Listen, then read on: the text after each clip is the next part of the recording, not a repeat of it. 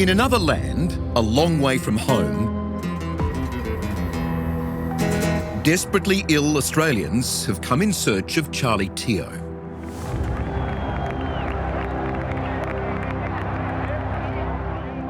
Because Charlie couldn't operate on you there. Had to come here. I want him. I don't want anyone else. I don't trust anyone else.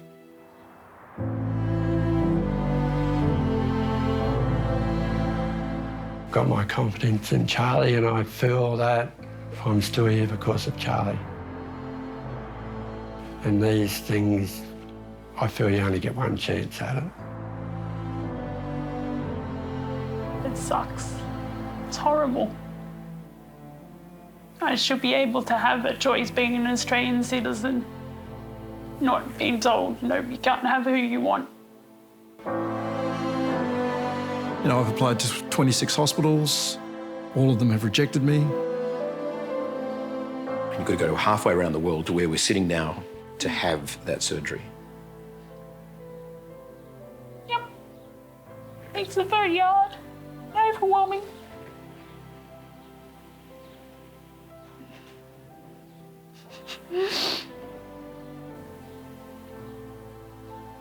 Without the treatment that you've received, what's the prognosis for you then? Death. Yeah, how important is Charlie to you? Massively. I can't even explain how much I respect and love that man. He's amazing. He's the reason I'm here. And the reason my son's here. I'm not here, but alive. That's Elise. Tell me about her. Well, mate. Okay, let me just compose myself.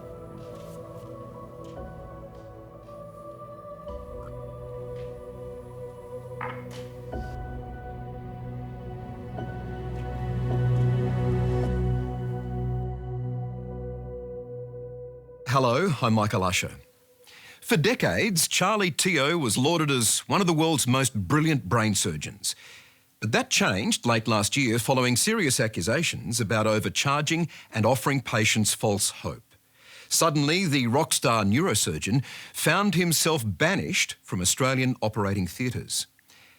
We've spent the past 3 months following Dr Teo as he awaited the findings of a professional standards inquiry that would decide his future. We found a complex man and no easy answers.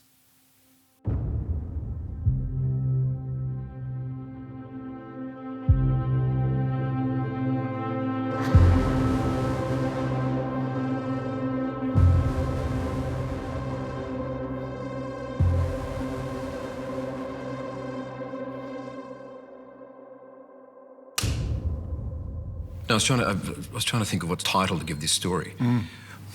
What would you give it? I've been thinking the same thing. I don't know, righting the wrong, something like that. The real Charlie Teo. It's too hard. What'd you come up with? I haven't yet.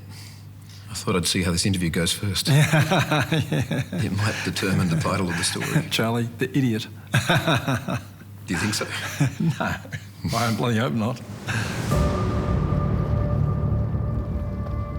Clarify for me exactly where you stand in terms of your ability to practice surgery. Are you still licensed or registered as a surgeon, as a doctor? Everyone thinks that I can't practice because my licence has been taken away. That's not the case at all. It's called level C restrictions.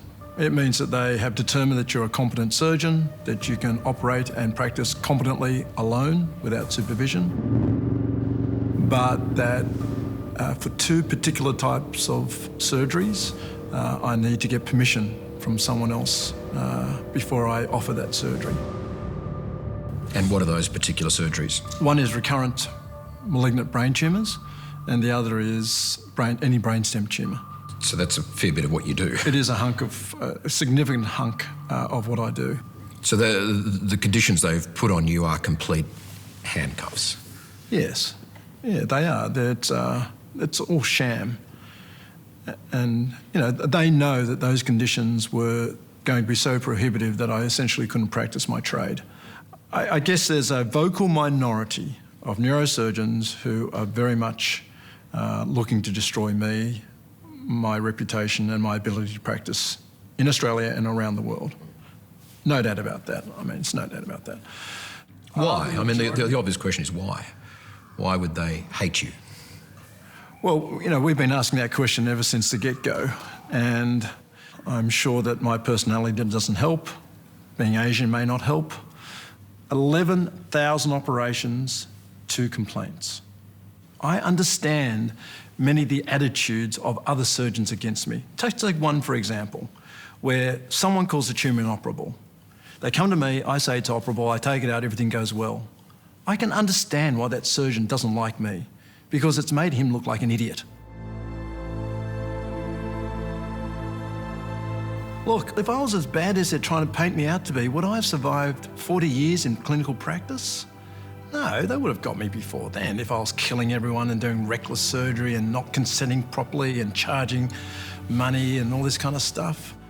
Well, I guess at this point we should probably talk about the Healthcare Complaints Commission. If everything was fine, why is that commission investigating you right now? Well, in their eyes, everything is not fine. That's why. So they framed it so that it appears like I've been reckless. There are many other neurosurgeons before me who've been the victim of medical bullying. And you believe this is medical bullying? This is the worst example of medical bullying. I mean, in our neurosurgical fraternity, there are neurosurgeons who've pulled out their penises in front of their registrars and said, suck on this, and they're still working as neurosurgeons. And they're still practicing. But, you know, they've stopped me from practicing. Did you sell false hope to these patients? Again, they're saying that I did. They're saying that I gave inflated, exaggerated opinions about good outcomes.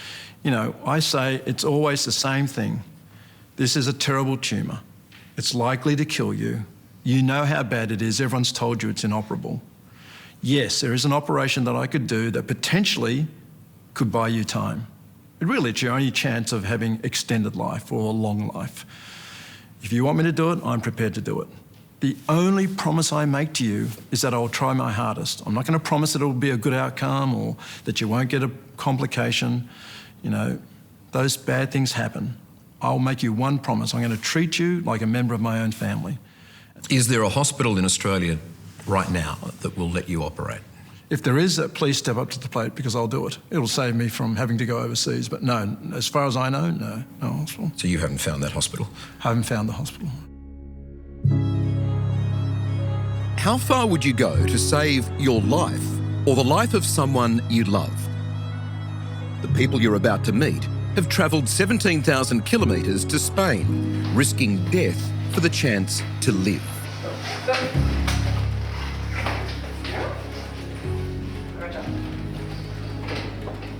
This story of brave Australians trying to stay alive could have been told at home, in Australian hospitals with the best of care and support and the least amount of pain, suffering and anxiety. Instead, it is a highly risky, highly emotional race around the world in a fight to live.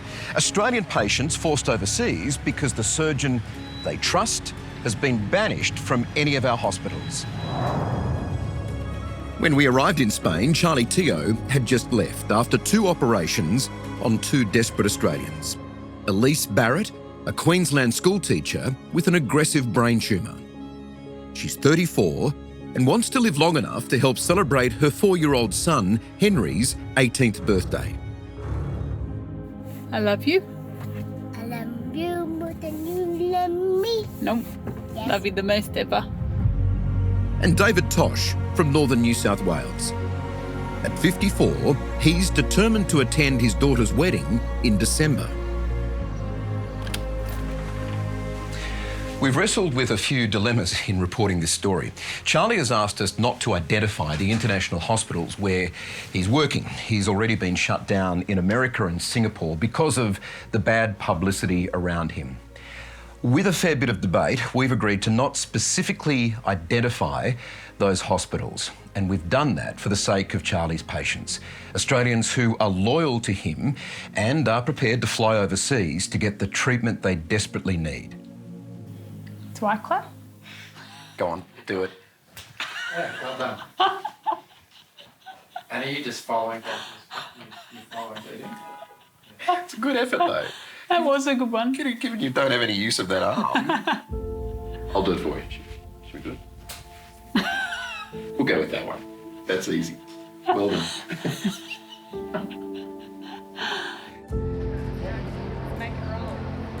In 2015, after a biopsy, Elise was told by another surgeon her cancer was inoperable and she should prepare for the inevitable.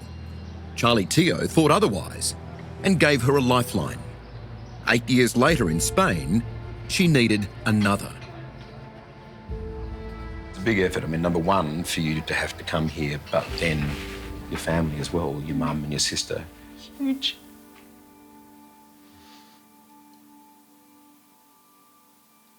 Because you couldn't actually do it without them. Oh, feeling nice.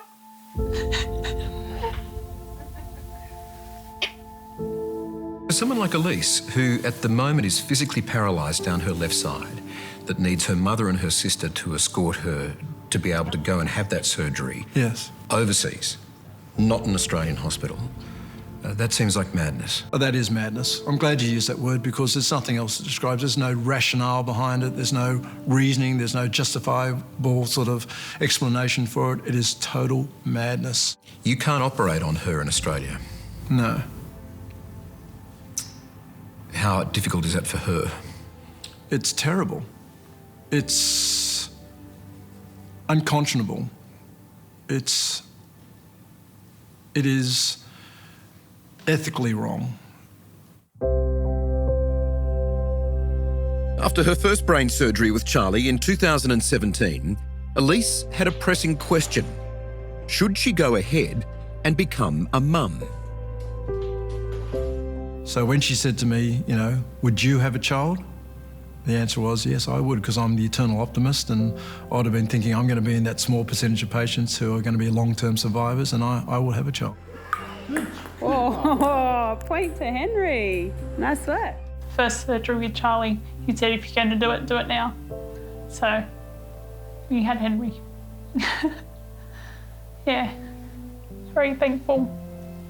So staying alive was miracle number one. Having your son was miracle number two. And he's beautiful. I can't even explain how much I respect and love that man. He's amazing. He's the reason I'm here and the reason my son's here. Okay, let me just compose myself. Yeah.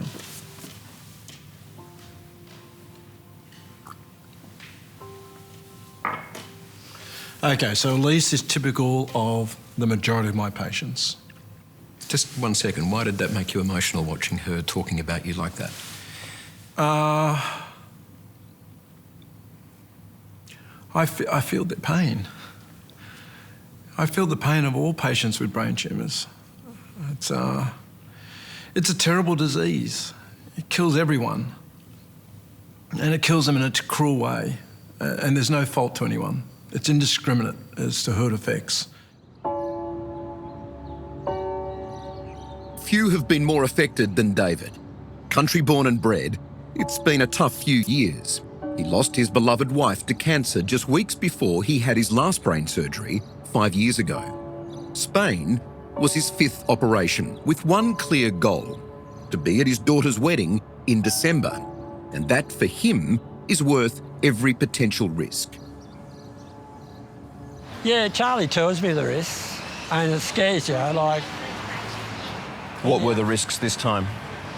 Well, I could have been blind, I could have been double vision, he could have hit me carotid artery.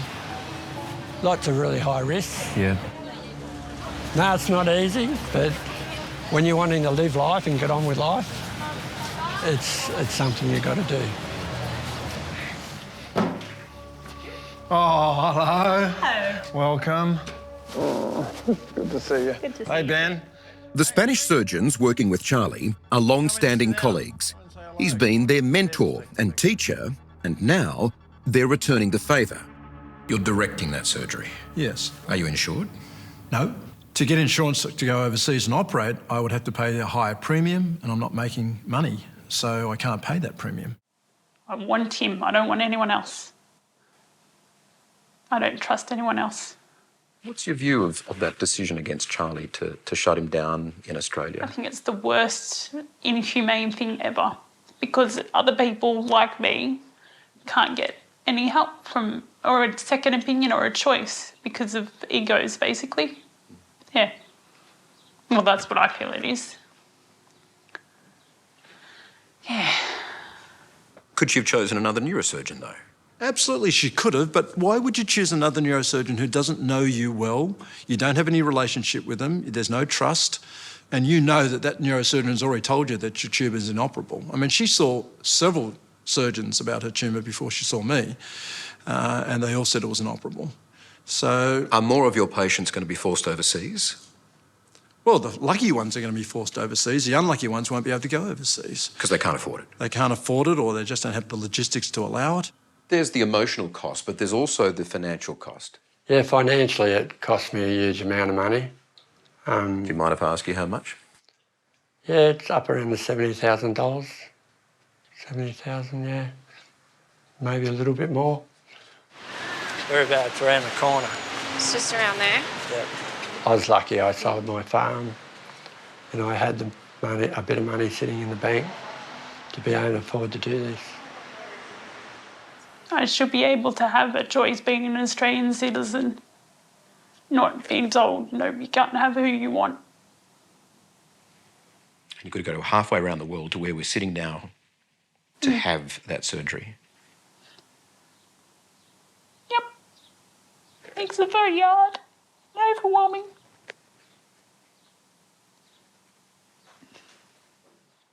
Hey. Hi, Charlie. Oh my God, you're smiling. Of course. You've got the gods on your side. We've seen the post-op scan, looks fantastic. My practice was 350 brain tumours a year. 90% of them were seen by others and called inoperable. So that means there's at least 300 patients every year on whom I should have and would have operated on, but I didn't because of my restrictions, and they're now not having surgery. So that's, for 2 years now, that's 600 patients, arguably, who have died or will die prematurely because they haven't had surgery. Because you can't do that surgery here. All I would need is some decent group of doctors to say, we don't like the guy, he's an arsehole, he's money hungry, but he saves lives, we'll give him privileges at our hospital. That's all I need. What are the chances of that? 0. Answer this criticism, which is also levelled at you, that you gouge your patients. You're in it for the money. You demand tens of thousands of dollars up front to be deposited into your account the day before the surgery. $50,000 in one case, $50,000 after the surgery. How do you respond to that criticism? Most of that goes to the private hospital. Some of it goes to me, some to my assistant, some to the pathologists, the anaesthetists, who sometimes, in many cases, charge more than I did. Well, out of that, for example, how much might you get? No, it can vary from 0 to, a really difficult operation. It can be as high as $30,000 will go into my pocket. That $30,000 is for a very complex operation, high risk, long hours. The 60 Minutes program aired accusations of that extensively against you. Yes. Of charging an excessive amount of money in the death of a young child. Yep. That resulted in that young child eventually dying. I'd like to show you that so that you can answer it, if that's okay. Yeah. I never watched that 60 Minutes program. Is this the first time you've seen it? I never watched it. It was too negative. What was he offering to do for you? Yeah, she could live longer. He actually said that. He said that, yeah. At this point, we were all in tears because there was no hope that we got this possibility of hope. There's a doctor out there offering something. He wanted to operate the very next day. The Howards leapt at the chance to save Bella. However, there was a catch. The surgery would cost $100,000 and $50,000 had to be in Dr Teo's bank account that night. Break that down for me, just explain that. So all of that's the truth. There's no lie there. I don't deal with the money side of things, but I can tell you now that that sounds right. $100,000 again is a fee for everything, the doctors and everything. So, you know, I do charge. I mean, I think charging anyone with a brain tumour is a lot of money because, you know, you're charging people at the worst time of their lives, and to actually bring money into the occasion just doesn't seem right to me. So let me just say that first of all. Anyone who has to pay for brain surgery, I think it's sad, but that's the reality. Okay, now that father wrote to me after the operation, after some negative articles in the Sydney Morning Herald about me, offering me his support and saying, Charlie, this is terrible what they're doing to you. You were always honest with me. You never gave us false hope. If you want me to come out publicly and support you, I will. That same dad? That same dad that who you just showed featured in me, that program? that you just showed me on that computer. Could we see that email? Absolutely. Absolutely. I've got that email on my phone. Can I read that? Yeah. Have you got your phone? Yeah, it's in there. Let's go.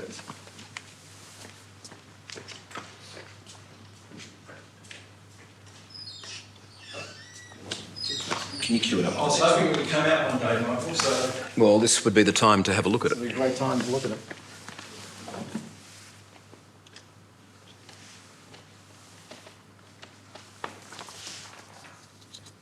So this is Gene Howard, Bella's father. Yeah. Yeah, we couldn't believe it that he did a 180. Okay, you might not want to hear the language, but... Read it honestly so we can hear. Dear Lane, good to hear from you. Well, these are day. My feeling is that you guys will get a lot of offers for interviews. If you'd like one from me that's 100% positive in support of Mr Teo, but also 100% critical of the doctors that offered us no help, then I would be the interview that's outside the box, not in it. I'll burn them. LOL. And this is from? This is from Gene Howard. So what's going on? You tell me. I mean, you know, am I being paranoid or is it real? And the reality is that here's a guy who I had a very good relationship with, whose daughter was, I treated her like she was my own daughter. Things went bad, no one's denying that, but he was very thankful that I was honest with him.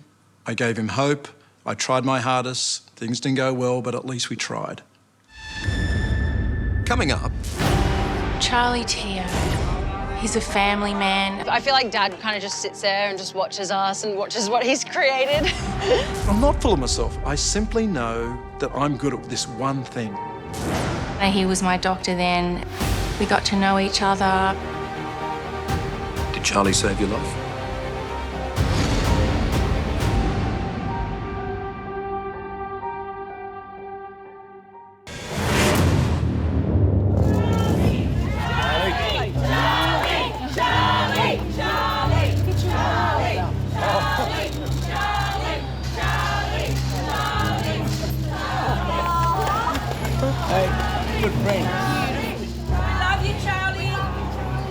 I've seen some cases where I've taken out these tumours and I think to myself now, how in the hell did I do that?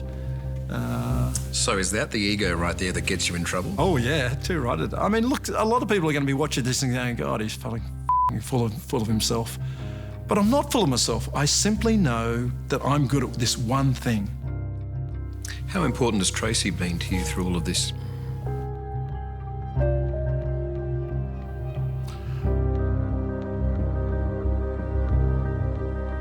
All that stuff I can do, the whole move around, stand there, look there, that's not a problem.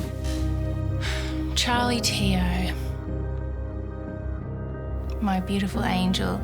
I describe him as a man with the most amazing tenacity, courage. He's a family man. I feel like he lives his life for his patients first. Everything else comes second. So to watch him go through what he's going through is just devastating. In another life, Tracy was a model until that life was taken away from her. I met Charlie in 2009 when I was first diagnosed with a brain tumour. We got to know each other, that was about 3 years ago, yeah. But Charlie operated on you.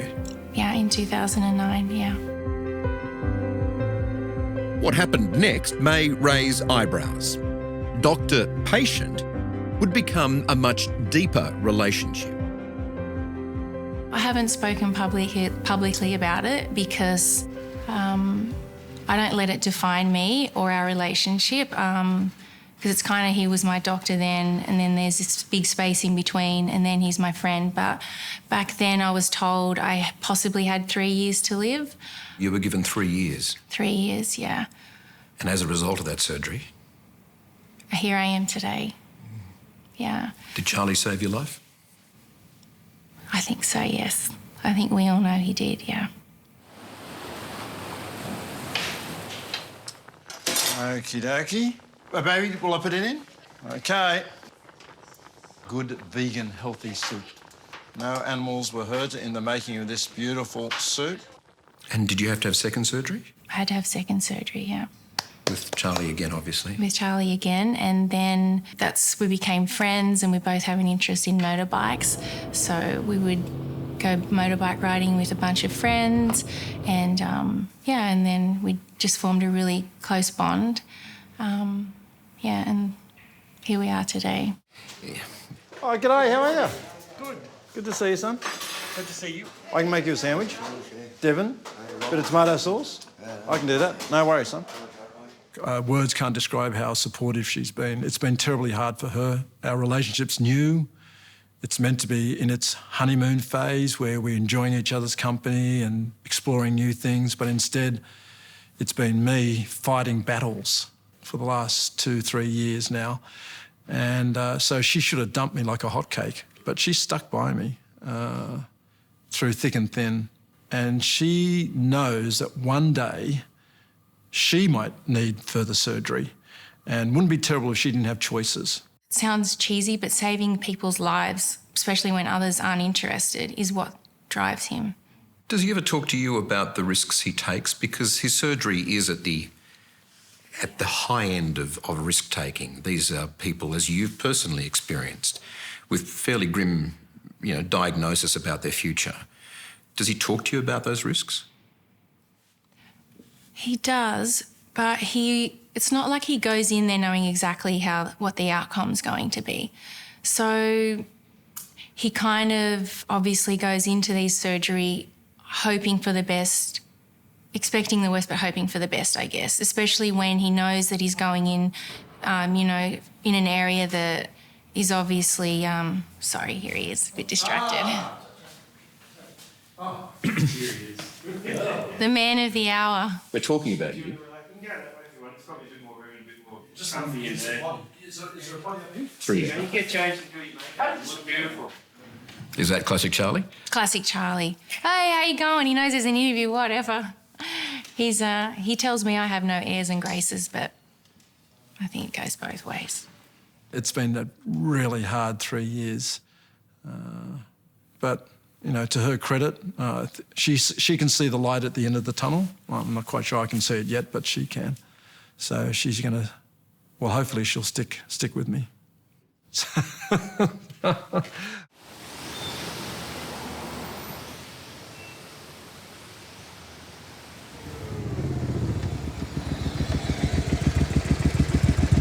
Charlie has always had a reputation as a bit of a wild man. It may have cost him his first marriage. But on this night, with his 4 daughters, there's nothing but love for their leather-clad dad. He's always been so family-driven. It's always about honesty, sisterly love. It's sort of how we all come together and just talk about what we're all doing, catch up. It's never really an occasion to celebrate, but being together, I feel like we're all living different lives now, so having family dinners and spending time together is very important. We'll go to kind of the local hole in the wall, all of the sisters and Dad, and typically the operating room staff as well when he was operating. Dad, can we order? Yeah, Alex is ordering. Yeah, vegetarian like that. Thank you. I feel like Dad kind of just sits there and just watches us and watches what he's created. Bombarding him with this and that. It's a very chaotic situation all the time when we get together. It's better than somebody that just takes her on and then treats her badly. I feel like it just went snap. It happened so quickly that he became this villain. My dad is not the enemy. He's not the enemy. He's never has been the enemy. Brain cancer is the enemy. It's bizarre to me that somebody can have such an opinion on a life that they've got no idea about. And if they stepped into his shoes for an hour, they'd understand. And it's really, really sad.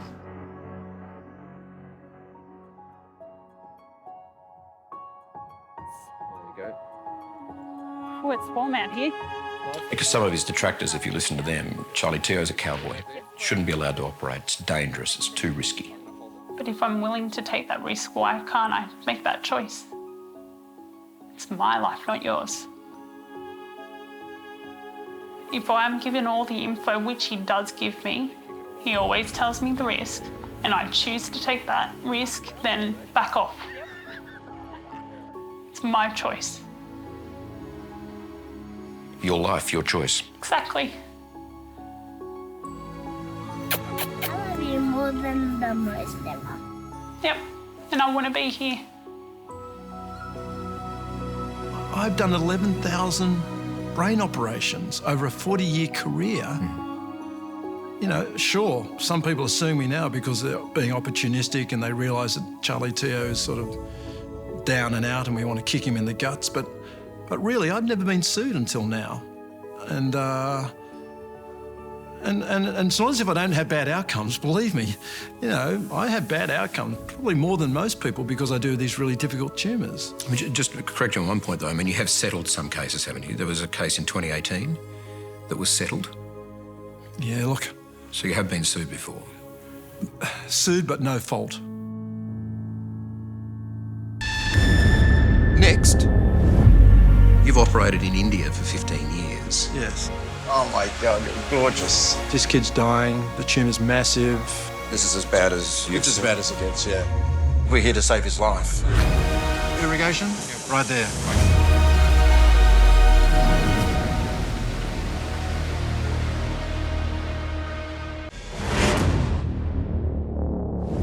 For a doctor with an alleged God complex like Charlie Teo, any bid to stop him performing life-saving miracle surgery was almost certain to fail. Largely shunned by the medical fraternity in Australia, Charlie has turned his attention to work overseas, not just in Spain, but India.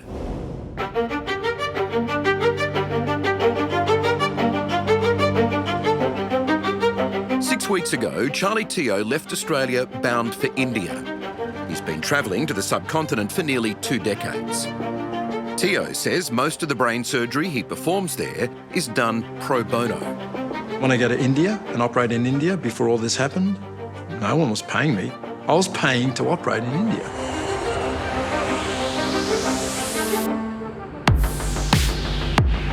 As recently as last December, he performed the operations himself, but this time is different. This time, he tells us he's banned from holding a scalpel and can only watch and offer advice. You've operated in India for 15 years. Yes. Has that now been stopped? Yes. Because of? They wouldn't give an excuse. He fears the real reason is that bad publicity has travelled beyond Australia, and not just to India. Teo's finding it increasingly difficult to operate in countries where he was previously welcomed. America, Papua New Guinea, and many others. I'm not blaming media necessarily, but it is the cancel culture. So, you know, as you know, once you've got a black mark against your name, that black mark will stick with you. So once that journalist accused me of all the terrible things she accused me of, it stuck. And so if she wants validation in what she's done, I can tell you now, you've been very, very successful in killing a lot of people, if that's what you wanted to do. That sounds extreme. It's not. Again, you can call it what you will, Michael. It's not extreme. As a result of the actions of that negative media, hundreds, if not thousands of people have died. We find ourselves in a bustling city in the centre of India. Charlie's here to see two patients. One of them, a grandmother with a brain tumour the size of a cricket ball. It's this tumour here. It's a big white lump.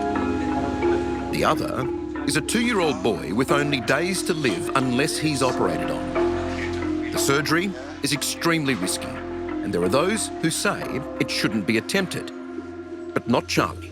Good morning. Isko kapde pehnao. I'm the one that basically made it happen, because the surgeon who asked me about that tumour, he sent me the pictures. He goes, "This kid's dying. Hello, kitty. The tumour's massive." Hello. Hello, namaste. Oh, my God, you're gorgeous. And has his head been crossing percentile lines? He'll probably die in the next few days or weeks or possibly months, but, you know, should I offer surgery? And I looked at it and go, well, nothing else is going to work and he's going to die anyway, so yes, I would offer surgery. It needs to be done. So there's no option.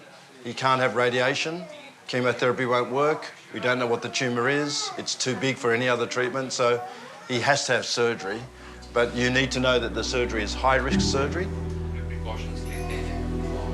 So he's got one of the largest tumours I've ever seen in a young child, well, in anyone really.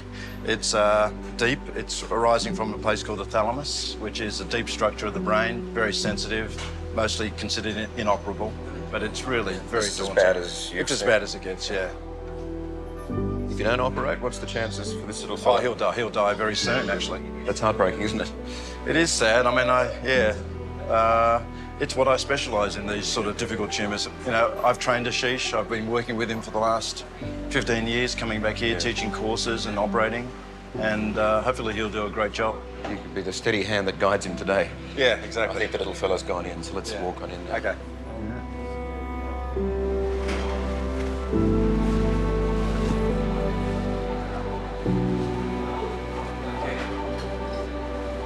Good morning. Good morning.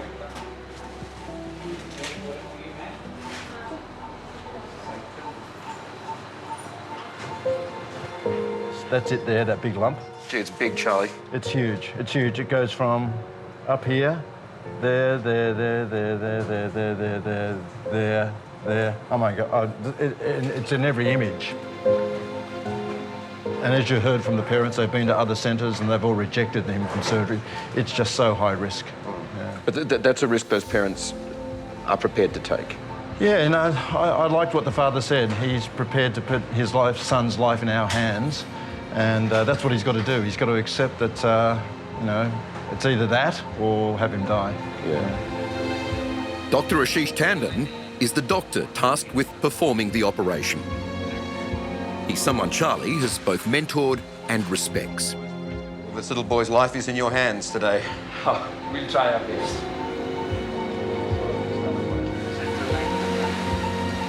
But as they prepare to operate, the local doctors have a change of heart and ask Dr Teo to also perform the surgery. This is where you want to be, right about there. Yeah. Just show me where. Right about there. There's the vertex. Well, it is heartbreaking for that little boy. Without the surgery, he dies. With the surgery, enormous risks, but at least he's in the hands of Charlie and that team of surgeons in there right now. But this is the beginning of a 6-hour marathon operation. Now, we wait.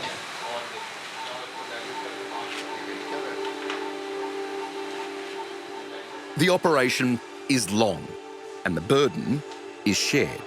And you were there, as you saw, the guy's an incredibly skillful surgeon. You don't want to shortchange yourself here.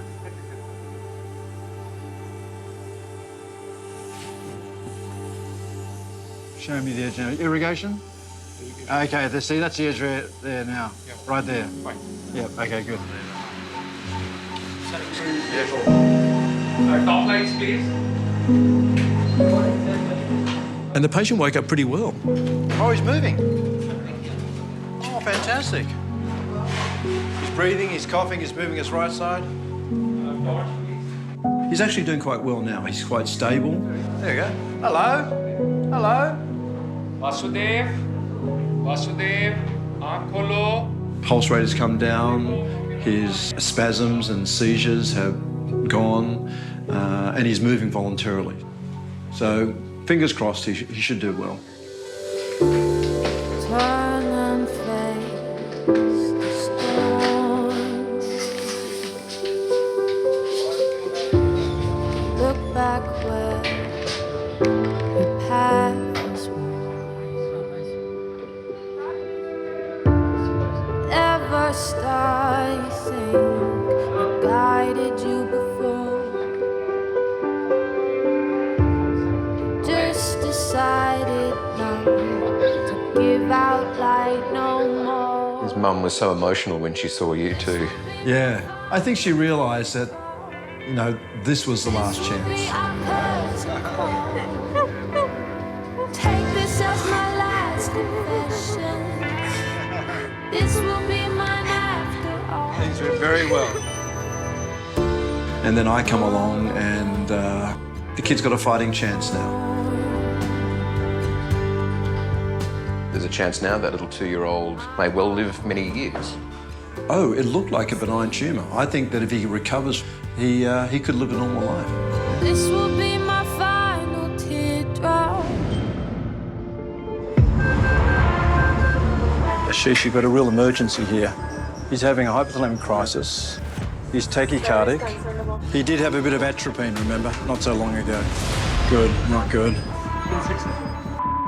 Female doctor thinks she knows everything.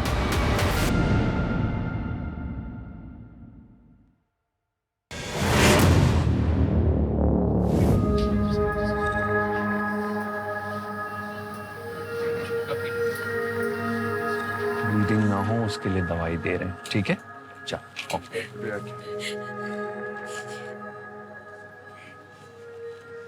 I'll just finish and I'll join you. The operation on little Vasudev went well. But hours later, it's not just his mum who's worried.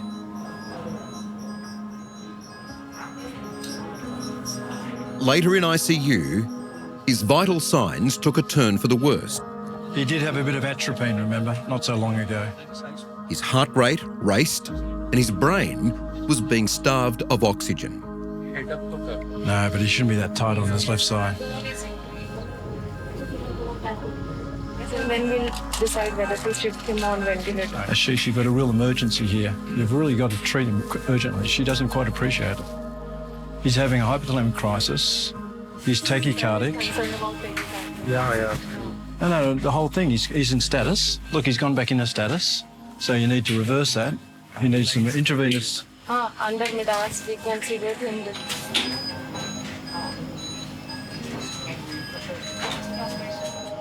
मेरी बात करा दी। Hello. हाँ, 240 तक जा रहा है heart rate.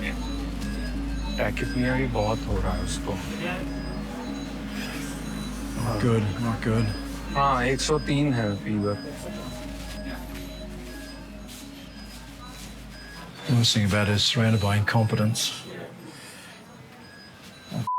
Female doctor thinks she knows everything. Oh, this is normal after general anaesthetic. Not normal. He's having what we call a hypothalamic crisis because we operate in the third ventricle. So they get this autonomic overreactivity. They become tachycardic, hyperventilate, high blood pressure. And the only way you can treat it is by sedating them, paralysing them, taking over their functions, and completely snowing them. She doesn't. She just resisting. She had no idea. She had no idea. She had no idea. But Ashish has not been assertive enough. He kept saying, well, what do you think? No. It's bad because if they stay in that state for too long, they're not perfusing their brain well, and they start getting multiple strokes and they never wake up.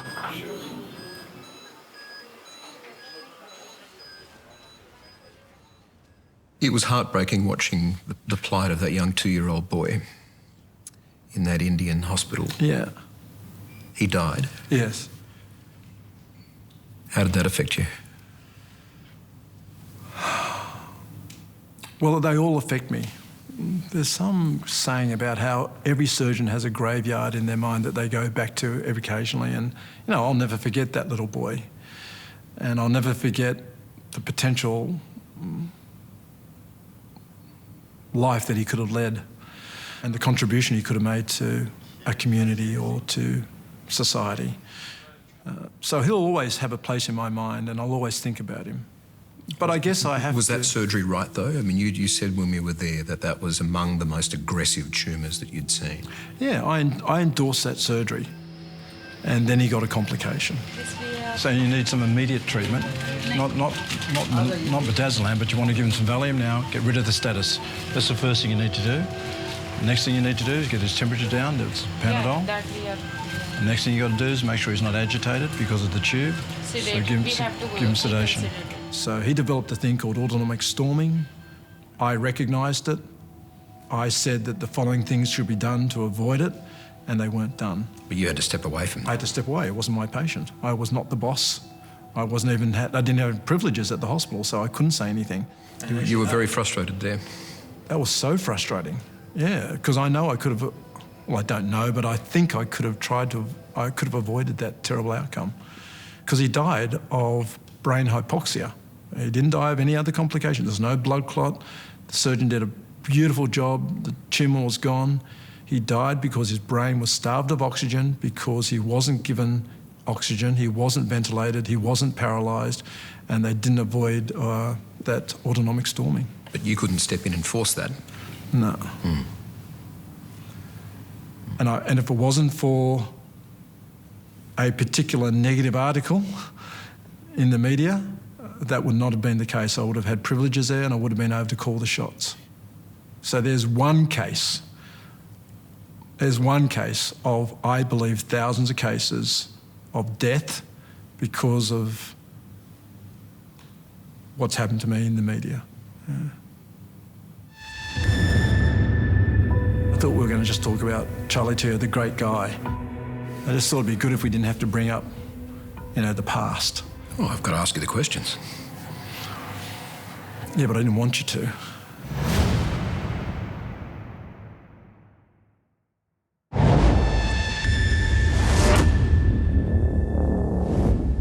I didn't know whether the interview wanted to be controversial and sort of focusing on the negative, so I thought we were going to just talk about Charlie Teo, the great guy, and to dispel some of the myths. But I presume you just can't do that. The two go hand in hand, and you've got to bring up the negative as well.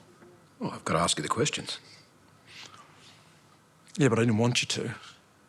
I just thought it'd be good if we didn't have to bring up, you know, the past.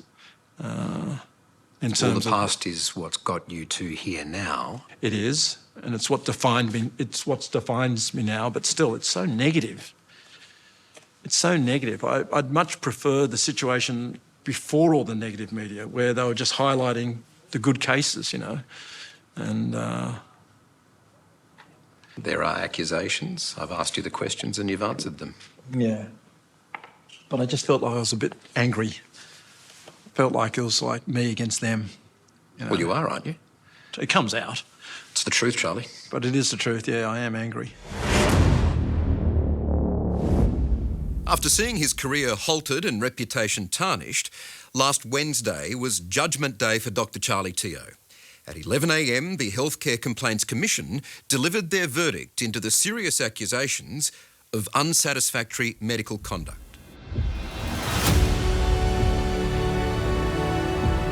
I asked you at the start what the program should be called or titled. What do you think it should be called? Just let him operate. Hello, good to see you. Over the many weeks of filming with Charlie, he had many conflicting emotions. Yeah, all over it.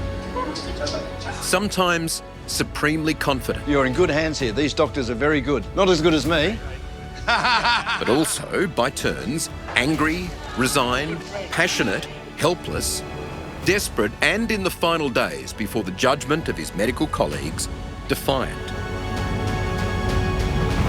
If their job was to try and make me toe the party line and give non-contrary opinions, it won't work. When you say the party line, what do you mean? The party line means that if consensus mandates that a tumour is inoperable or a particular treatment is the treatment of choice, then that's what you need to propose, and you can't propose anything that's different to that.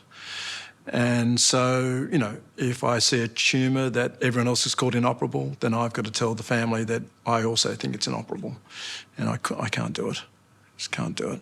And even if it means never practising in Australia again, I just won't do that. I can't do it. You will not conform? I will not. I will not conform to what I believe is not in the patient's best interests. I guess it leads to the question, are you your own worst enemy? Yeah, okay. Well, let's pretend I am my own worst enemy, that it's all got to do with me and nothing else. Then that does not give people the right or the reason to stop me from saving lives. Because not one single person throughout all of this has said that I'm a bad surgeon. So let me practice my trade, which everyone agrees is good. For Australians like Elise and David, there's no argument to be had. Warn me when you're going to wave. Charlie is a lifesaver, and they are the living proof. With the tumour that I have, it was 2 to 5 years. I'm at 8 plus, still going. I'm not missing out. I've come this far. Charlie has kept me going. I'm still here because of Charlie. Their passion is understandable, but the allegations against Charlie Teo weren't frivolous. And the inquiry into his professional conduct was a serious matter. For all his defiance, its decision will define his career and his future. Last Wednesday at 11 a.m, Charlie learnt his fate. I thought they were going to call me, but it looks like they're emailing me. Right. So, first lawyer. I haven't read it yet, but it's not good news. Well, let me read you what they've just sent me. Yeah, okay. This is the condensed version of their findings. Okay. In its decision of today, 12 July, the committee found that Professor Teo was guilty of unsatisfactory professional conduct. The committee ordered that Professor Teo be reprimanded and imposed conditions on his registration to protect the public. These conditions include that Professor Teo must obtain a written statement from a medical council-approved neurosurgeon which supports him performing recurrent malignant intracranial tumour and brainstem tumour surgical procedures. That means just keeping they're the same restrictions I've had put on me by the Section 150. So thankfully, they haven't escalated the restrictions. But the grievances brought against him stuck. OK, let's be clear on this then. So in relation to the four complaints, allegations against you covering 2 patients. Yes. That's in relation to the risk of the surgery outweighing the potential benefits. Yes. Consent, charging, and your mannerisms. Yes. Guilty of unsatisfactory professional conduct. Yes. Look, in terms of the complaints, if they found me guilty, then I have to take that on the chin and, you know, make sure that that never happens again. This could have been far worse. It could have been a lot worse. It used to be that the supervisor had to have 20 years' experience, and now they've reduced that to 15 years' experience. Does any of this, I mean, one of the criticisms I think they had was that you lacked insight into some of your judgments. How does that sit with you? I question myself every day about that. If I get a bad outcome, of course I'm going to question myself. You know, did I make the right decision? Was it for the right reasons? How could I do it differently? Is that what you've done in this case? Yeah, I've learned from... I've been taught some very valuable lessons from this whole process. Yeah, I'm just... Look, of course my hands are tied now and I won't be able to continue practising the way I've practised, but I would love to be able to continue the way I've practised for the last 30 years. I'd love to be able to continue treating my patients like I would a member of my own family. And now I can't do that, but hopefully one day I can start doing that again.